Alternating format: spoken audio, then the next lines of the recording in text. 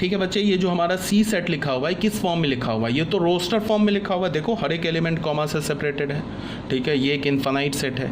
अब मैंने क्या किया कि अब मैंने इन सारे एलिमेंट्स का प्रॉपर्टी देखा, कौन सा प्रॉपर्टी है जो हर एक एलिमेंट सेटिस्फाई कर रहा है। तो मैंने क्या देखा कि denominator is 1 greater than numerator in each term. Denominator जो है वो न्यूमरेटर से ग्रेटर है हर एक टर्म में। जैसे देख लो, ये 1 है तो ये 2 है, ये 2 है तो ये 3 है, ये न्यूमरेटर से एक बड़ा है ना डिनोमिनेटर, तो मैंने ऐसे देखा। तो उसके बाद मुझे प्रॉपर्टी मिल गई, हर एक एलिमेंट की प्रॉपर्टी मिल गई। क्या मिली प्रॉपर्टी कि denominator is greater than the numerator.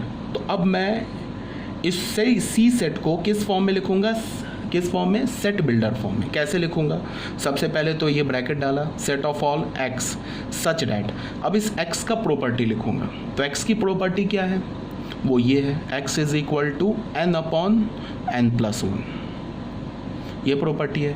अगर हमने न्यूमरेटर को स्मॉल एन माना तो डिनोमिनेटर जो होगा एन प्लस 1 होगा। अब अगर मैंने ऐसे ब्रैकेट बंद कर दिया तो फिर यहाँ पे ये गड़बड़ हो जाएगा, फिर ये गलत हो जाएगा। क्यों, बिकॉज हमने n को, ये जो स्मॉल n है ना, इसको स्पेसिफाई नहीं किया है, बताए नहीं कि ये स्मॉल n है क्या। n तो हमारा इरेशनल नंबर भी हो सकता है, ये तो फ्रैक्शन भी हो सकता है।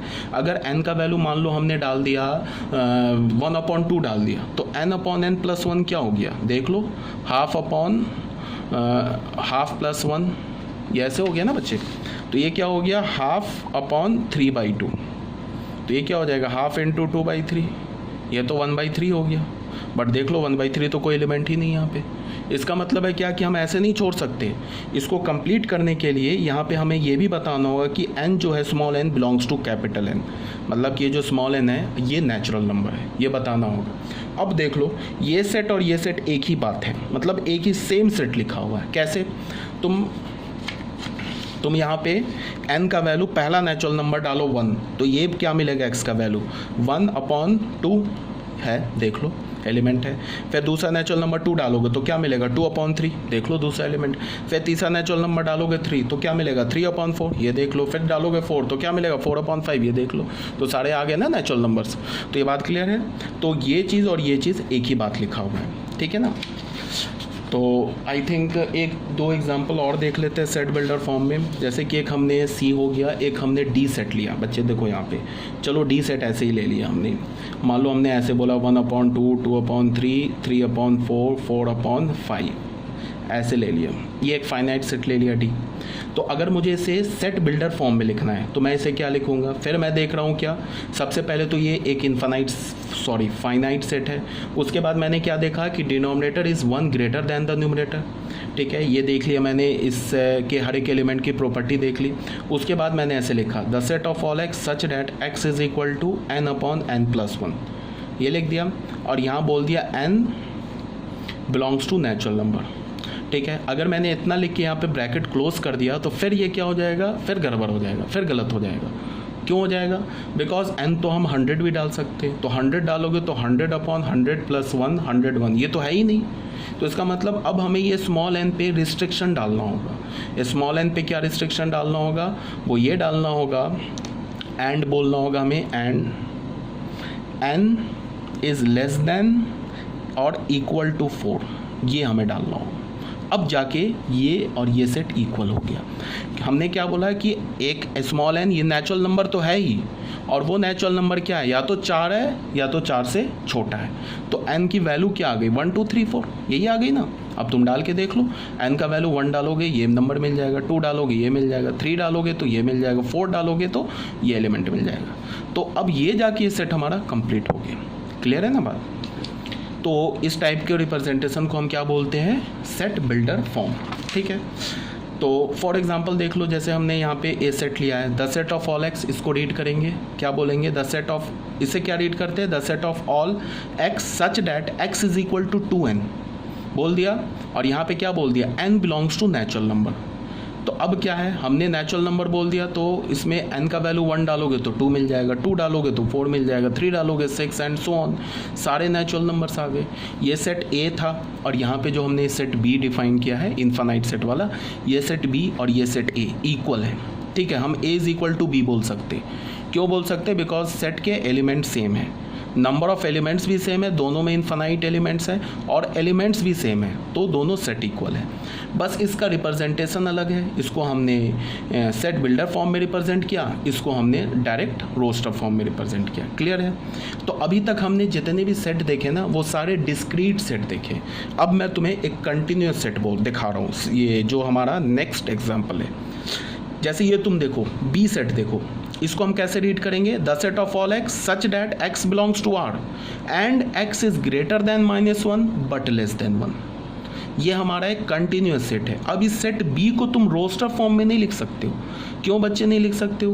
बिकॉज -1 और 1 के बीच में इनफाइनाइट रियल नंबर्स एग्जिस्ट करते हैं। तो इनफाइनाइट रियल नंबर्स को तुम सेपरेट कॉमा से तो नहीं लिख सकते हो ना। बहुत लिखोगे, 10,000 लिखोगे, 10 लाख लिखोगे, 10 करोड़ लिखोगे, इससे ज़्यादा तो नहीं लिख सकते हो। तो इसका मतलब है कि ये जो सेट बी है, it can not be represented in roster form. इसीलिए हमने सेट को क्या किया, बट ये सेट तो है। क्यों है ये सेट? बिकॉज -1 और 1 के बीच में जो रियल नंबर्स है वो तो वेल डिफाइंड है, तो ये तो सेट है, बट इस सेट को हम रोस्टर फॉर्म में नहीं लिख सकते। इसीलिए हमने जो सेट को हम मतलब रिप्रेजेंट करेंगे, रिप्रेजेंटेशन के हमने 2 मेथड्स बनाए, एक तो रोस्टर फॉर्म, एक तो set builder form.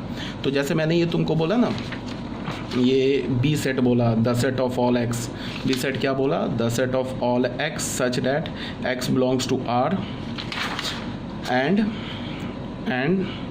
X lies between -1 to 1। तो बच्चे यहाँ देखो, अगर मैंने ये रियल नंबर बनाया, दिस इज -1, दिस इज 1, तो -1 और 1 के बीच में यहाँ पे ये तो इनफाइनाइट रियल नंबर्स है ना। इस इनफाइनाइट रियल नंबर्स को तो कॉमा से तुम सेपरेट करके नहीं दिखा सकते हो। तो इसका मतलब कि ये जो सेट है ये रोस्टर फॉर्म में नहीं आ सकता है, बट सेट तो है। ये एक इनफाइनाइट सेट है। क्यों इनफाइनाइट सेट है? बिकॉज इसमें इनफाइनाइट एलिमेंट्स है। दूसरी बात, ये कंटिन्यूस सेट है। क्यों कंटिन्यूस सेट है?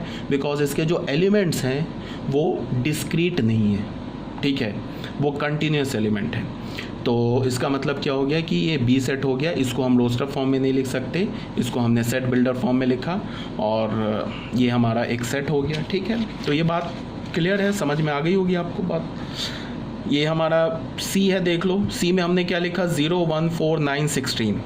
तो ये किस फॉर्म में लिखा हमने? इसको हमने लिखा है रोस्टर फॉर्म में, ठीक है। अब इसी रोस्टर फॉर्म को हम लोग क्या लिख रहे हैं? इस सेट बिल्डर फॉर्म में। देखो मैंने क्या बोला कि सेट बिल्डर फॉर्म में तुम डिस्क्रीट सेट को भी लिख सकते हो और कंटिन्यूस सेट को भी लिख सकते हो। यहाँ पे हमारे पास एक फ्लेक्सिबिलिटी है, किस में? सेट बिल्डर फॉर्म में। बट तुम रोस्टर फॉर्म में सिर्फ और सिर्फ डिस्क्रीट सेट को ही लिख सकते हो, कंटिन्यूस सेट को नहीं लिख सकते हो, ठीक है ना। तो जैसे ये हमारे पास डिस्क्रीट सेट है, तो इसको हमने क्या किया? रोस्टर फॉर्म में भी लिख दिया, सेट बिल्डर फॉर्म में भी लिख दिया। अब सेट बिल्डर यहाँ से यहाँ तक आने में हमने इसके एलिमेंट में देखा क्या प्रॉपर्टी है, क्या खूबी है। तो हमने देखा कि अच्छा ये 0 तो है, ये तो 0 का स्क्वायर है। अच्छा, फिर हमने क्या देखा? ये जो 1 है ये तो -1 का भी स्क्वायर है और ये 1 का भी स्क्वायर है। फिर हमने 4 देखा, तो 4 हमने देखा ये तो 2 का भी स्क्वायर है और ये तो -2 का भी स्क्वायर है।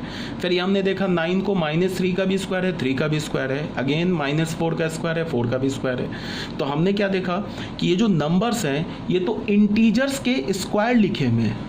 0 इंटीजर है ना, तो 0 is 0 square, 1 is ±1 square, 4 is ±2 square. तो हमने देखा कि ये जो एलिमेंट्स हैं ये तो इंटीजर्स के स्क्वायर लिखे हुए हैं। तो हमने तो इसका प्रॉपर्टी खोज लिया, हमने देख लिया कि अच्छा ये जो एलिमेंट्स हैं ये तो इंटीजर के स्क्वायर है, तो हमें प्रॉपर्टी मिल गई, हर एक एलिमेंट की प्रॉपर्टी मिल गई। Every element in this set satisfy this property. कौन सी property? It is the square of some integers. ये किसी इंटीजर्स का स्क्वायर है, ये हमें मिल गया। अब जब प्रॉपर्टी मिल गया तो हमने इसको सेट बिल्डर फॉर्म में लिख लिया। कैसे लिखा?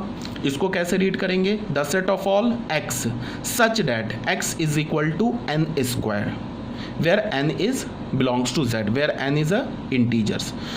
तो शायद मैंने बहुत बोल दिया तुम लोगों को सेट बिल्डर फॉर्म और रोस्टर फॉर्म, ठीक है। इसको हम दोबारा आएंगे, दोबारा डिटेल से पढ़ेंगे, बट वहाँ पे थोड़ा जो ये अभी एक्सप्लेनेशन दिया है वहाँ पे हम लोग थोड़ा फास्टली ये निकल जाएंगे, बट पढ़ेंगे दोबारा। किस चैप्टर में? सेट थ्योरी में। सेट थ्योरी हमारा जो चैप्टर उसमें इन डिटेल हम लोग पढ़ेंगे। बट टाइम बिंग अभी हमने सेट के 2 फॉर्म्स देखे। अभी तक हमने क्या किया? सेट को डिफाइन किया, और डिस्क्रिप्शन ऑफ ए सेट में हमने सेट के 2 फॉर्म्स देखे। Roster form which is only valid for discrete form, discrete set, and दूसरा हमने क्या देखा, सेट बिल्डर फॉर्म। जिस सेट बिल्डर फॉर्म में आप डिस्क्रीट सेट को भी लिख सकते हो एंड कंटिन्यूस सेट को भी लिख सकते हो। कंटिन्यूस सेट किसे बोलते हैं, कैसा होता है, डिस्क्रीट सेट कैसा होता है, डिस्क्रीट सेट में आप एलिमेंट्स को सेपरेट फिजिकली अलग अलग करके कॉमा से लिख सकते हो, बट कंटिन्यूस सेट में एलिमेंट्स को सेपरेटली नहीं लिख सकते हो। आई थिंक आपको समझ में आ गया होगा, ठीक है, ओके।